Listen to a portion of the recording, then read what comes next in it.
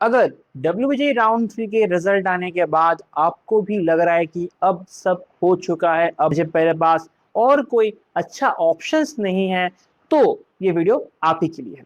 In today's video we will be discussing on one of the most underrated topics of this particular engineering counseling domain called as decentralized counseling. Jai Hind, this is Sridhuti, a final year civil engineering undergraduate at Jadavpur university Kolkata, और आज हम decentralise counselling के regarding discussion करेंगे। In this video, we will be discussing on the existing decentralized counseling details. आज तक जो होता आ रहा है उसी के बारे में डिस्कस करेंगे। मेरा कैसा एक्सपीरियंस था डिसेंट्रलाइज काउंसलिंग का इन द ईयर 2023, उसके बारे में भी डिस्कस करेंगे, और डिसेंट्रलाइज काउंसलिंग में क्या क्या होता था आज तक उसी के बारे में हम डिस्कस करेंगे। जो नया नोटिस हम लोग के पास आया है रिसेंटली WBJE ऑफिशियल बोर्ड की तरफ से कि जो डिसेंट्रलाइज काउंसलिंग वो अभी सेंट्रलाइज्ड वे में ही कराया जाएगा, जो कि टेक्निकली देखा जाए तो ठीक नहीं था, क्योंकि जो कट ऑफ ऑलरेडी बहुत हायर साइड में है राउंड 1, राउंड 2, राउंड 3 के लास्ट में, और अगर DC में ही रिपीट होता है तो वो और हाई जाने का चांसेस ही है। लेकिन उसके रिगार्डिंग हम एक अलग वीडियो बनाएंगे, जस्ट नेक्स्ट वीडियो। इस वीडियो में हम डिस्कस करेंगे about the pre existing DC जो आज तक होता आ रहा है। So let's deep dive into it. तो सबसे पहला बात, काउंसलिंग जो आपका खत्म हो चुका है उसे हम लोग सेंट्रलाइज काउंसलिंग कहते हैं। मतलब काउंसलिंग को हम एग्जैक्टली दो पार्ट में डिवाइड करते हैं, जो हमने एकदम पहले वीडियो में डिस्कस किया था, जो कि 1.5 महीने पहले आया था, कि काउंसलिंग को हम दो पार्ट्स में डिवाइड करते हैं। एक जो सेंट्रलाइज्ड वे में WBJE का ऑफिशियल बोर्ड के माध्यम से राउंड 1, राउंड 2, राउंड 3 मॉपअप जो भी हो उसके अंडर में होता है, और ये खत्म हो जाने के बाद अगर कोई भी वैकेंसी रहता है कॉलेज में, मतलब बहुत जने होते हैं कि जो काउंसलिंग के दौरान तो सीट ले लेते हैं, लेकिन उसके बाद वो सीट विड्रॉ कर लेते हैं किसी बेटर ऑप्शन के तलाश में। फॉर एग्जांपल, बहुत जने को जो सा में अच्छा कॉलेज मिल जाएगा तो एक बैकअप में WebG के कॉलेज होल्ड किए हुए थे वो भी लीव कर देंगे। ऐसा अगर ऐसा वैकेंसी क्रिएट होता है तो फिर हम लोगों को जो वैकेंसी फिलअप करने का मेथड है वो इंडिविजुअल कॉलेजेस खुद से करते हैं। That individual college wise process called as decentralised counselling. अब आप बोलेंगे कि ये क्या प्राइवेट कॉलेज में होता है? तो नहीं, ये तो प्राइवेट कॉलेज में होता नहीं है, क्योंकि उन वैकेंसी जो भी रहता है वो से खुद अपने डीएड एडमिशन या फिर मैनेजमेंट कोटा जो सीट्स है उसमें ट्रांसफर कर लेते हैं, ठीक है। और गवर्नमेंट कॉलेज में अगर वैकेंसी रहता है तो वैसा होता है। अब कुछ कुछ कॉलेज में अनफॉर्चुनेटली DC होता भी नहीं है, ऐसा भी बहुत जन है, क्योंकि DC नहीं होता तो वैकेंसी रहता है वो रह ही जाता है। मतलब अगर कोई आफ्टर डिसेंट्रलाइज्ड काउंसलिंग अगर किसी ने कॉलेज छोड़ दिया तो वैकेंसी 4 साल तक कंटिन्यू होता ही रहता है। मतलब जो वैकेंसी इस साल क्रिएट हुआ वो 4 ईयर तक कंटिन्यू होता रहता है। बहुत जगह ऐसा है कि यहाँ जैसे कि फॉर एग्जाम्पल जादवपुर यूनिवर्सिटी में there is option of lateral entry in the second year for the diploma candidates, तो उन लोगों के लिए जो वैकेंसी रहता है उसके साथ कुछ वैकेंसी यहाँ पर ऐड हो जाता है अगर ये किसी में वैकेंट रह गया आफ्टर द काउंसलिंग वगैरह, ऐसा होता है। लेकिन जो मेन मुद्दा है कि जो वैकेंसी फिलअप करने का प्रोसेस है उसे हम डिसेंट्रलाइज काउंसलिंग कहते हैं। ये कॉलेजेस अपने अपने कैंपसेस में प्रेफरेबली ऑफलाइन मोड में कराते हैं, ऑनलाइन मोड में ज्यादा होता नहीं है इन जनरल।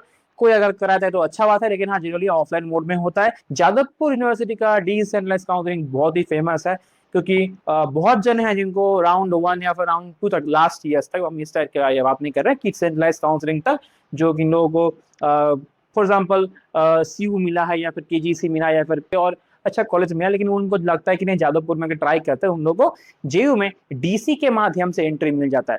ऐसे भी बहुत जने होते हैं कि जो जादवपुर में कोई एक ब्रांच में एडमिशन ले दिए तो उनको अगर ऑप्शन मिलता है DC में वैकेंसी तो वो भी अपग्रेडेशन वगैरह करते हैं। यहाँ पर दोनों ऑप्शन ही रहता है। यहाँ पर आप जो ऑलरेडी जादवपुर में एडमिशन ले लिया है या पर जो काउंसलिंग में सीट अलॉट जिनको हुआ है, जो किसी अलग कॉलेज में अलॉटेड हुए हैं, वो भी आके एक साथ यहाँ पर अप्लाई कर सकते हैं, क्योंकि टोटली रैंक बेसिस पे होता है।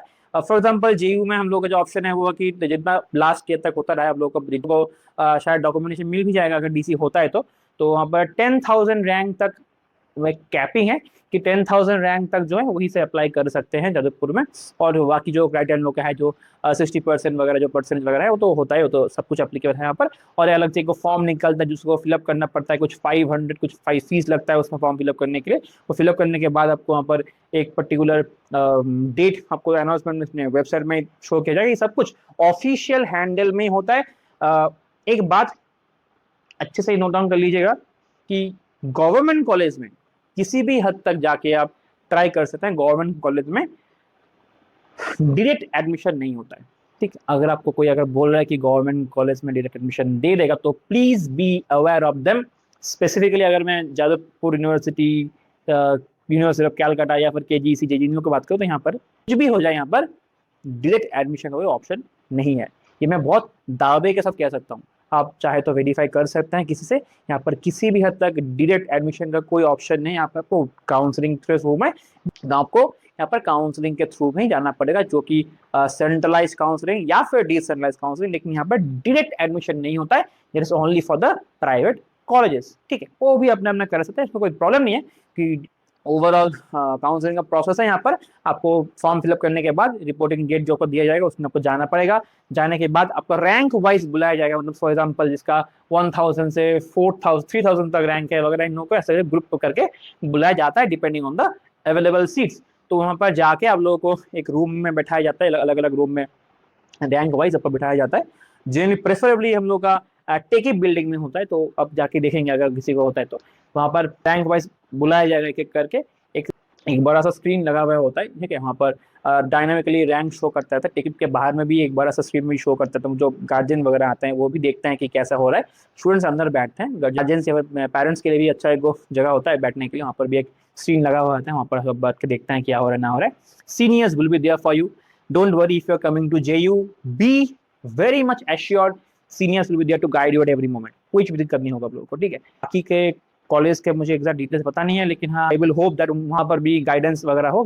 JU में किसी भी हद तक प्रॉब्लम नहीं होगा। कि अभी तक जो भी जादवपुर में आए हैं एडमिशन के राउंड 1 राउंड 2 राउंड 3 में सीट अलॉटमेंट वगैरह जो डॉक्यूमेंटेशन वगैरह की जो भी आए हैं, आपको इतना तो पता चल गया होगा कि यहाँ पर सीनियर्स बहुत हेल्प करता है। तो जो भी आप सुनते आ रहे हैं वगैरह वगैरह वो तो एक अलग डिस्कशन है, वो हम उसके रिगार्डिंग एक अलग वीडियो कभी लाएंगे। लेकिन हाँ, JU seniors are always very friendly for this particular admission procedure. They will guide you for sure, कोई दिक्कत उसमें नहीं है। अच्छा, वहाँ पर रैंक वाइज आपको बुलाया जाएगा।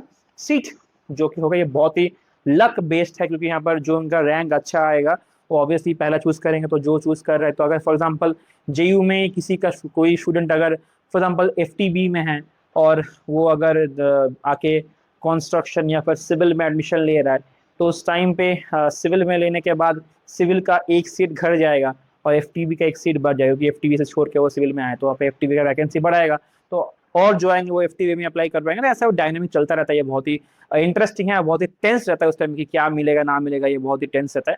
If I talk about my example, तो I was allotted food technology and biochemical engineering in round 2 of the WJ counselling in 2023, and then decentralise counselling में मुझे सिविल इंजीनियरिंग मिल गया था। तो ऐसे ही चलता रहा है। तो अभी तो 3 साल खत्म हो गए, कैसे खत्म हुए पता नहीं, लेकिन हाँ इतना जल्दी खत्म हो गए और अभी फाइनल ईयर हम लोग स्टार्ट हो रहा है नेक्स्ट वीक से। तो ऐसा है, तो ठीक है। तो अगर ऐसा ही होता है DC का प्रोसेस, अब सबसे इंपॉर्टेंट जो क्वेश्चन है कि DC होगा कि नहीं होगा। देखिए, ये अगर आपको एग्जैक्ट जानना है तो ये अब तो ज्योतिषी नहीं है ना, हमको एग्जैक्ट बोल पाएंगे। लेकिन हाँ, अगर जो कि प्रेजेंट सिचुएशन जो है, DC होने का चांसेस एकदम 0 तो नहीं है, लेकिन अगर होता भी है तो सीट बहुत कम रहेगा वहां पर। क्योंकि जो कट ऑफ आप देख पाएंगे ना, राउंड 3 का जो कट ऑफ गया है, मतलब देख के मुझे डर लग रहा है लिटरली, क्योंकि राउंड 1 से राउंड 3 का कट ऑफ लगभग हाफ हो चुका है। अब अगर देखेंगे तो लगभग 2200-2300 के अराउंड सिविल का कट ऑफ था JU का इन राउंड 1, और राउंड 3 में आके अराउंड 1200 समथिंग में आए, तो हाफ भी नहीं बोल पाएंगे। तो ऐसा कुछ इतना बहुत ही शॉकिंग रिजल्ट आए राउंड 3 में। तो इसलिए हम बोल रहे हैं कि अगर DC होता भी है तो बहुत कम वैकेंसी के लिए होगा, ऐसा मुझे लगता है। देखेंगे आगे, let's hope for the best, जो भी हो आपके लिए अच्छा हो, यही मेरा उम्मीद होगा। अब ये वीडियो के बाद आपको किस टॉपिक पे डिस्कशन चाहिए मुझे काइंडली इन्फॉर्म कीजिएगा। और कम्युनिटी पोस्ट में मैंने एक पोल डाला है जहां पर हमने पूछा है आपसे कि क्या आपको कॉलेज मिल चुका है अपना मनपसंद, या फिर आप कुछ और प्लान कर रहे हैं, ड्रॉप वगैरह कुछ अगर आप प्लान कर रहे हैं तो मुझे इन्फॉर्म कीजिएगा, क्योंकि ये जानना बहुत जरूरी है। जो ऑडियंस हमें देख रहे हैं वो उनका एग्जैक्ट गोल क्या है, वो क्या चाहते हैं for the best type of videos which we can make for you. We have to know what we have to do. उसके रिगार्डिंग हम फ्यूचर प्लानिंग वगैरह करेंगे कि कैसे क्या सबसे अच्छा हम कर सकते हैं for the best of our audience. चलिए आज का वीडियो यहीं तक, मिलेंगे नेक्स्ट वीडियो में किसी नए टॉपिक के साथ। तब तक के लिए जय हिंद, जय भारत।